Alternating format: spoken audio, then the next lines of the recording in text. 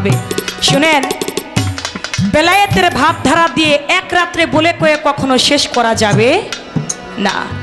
অনেক বেলায়েতের গুণকীর্তন অনেক, এটা বলা কোয়া শেষ হবার না। যিনি নবী ছিলেন, নবীদের মধ্যে নবুয়তের একজন নবী, যার নাম আপনি বলেছেন মুসা নবী। মুসা নবীর কথা বলছে না?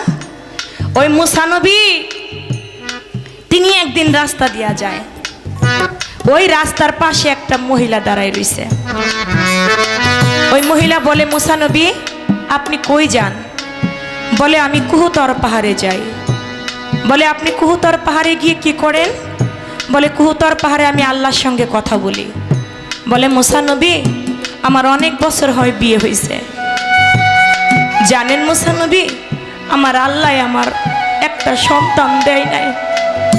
আমার স্বামী ঘরে আসতে আমাকে কথা শোনায়, বসতে কথা শোনায়, অনেক কষ্টে আছে। মুসা নবী আপনি একটু আল্লাহরে বলবেন যে আল্লাহ যেন আমার একটা সন্তান দেয়।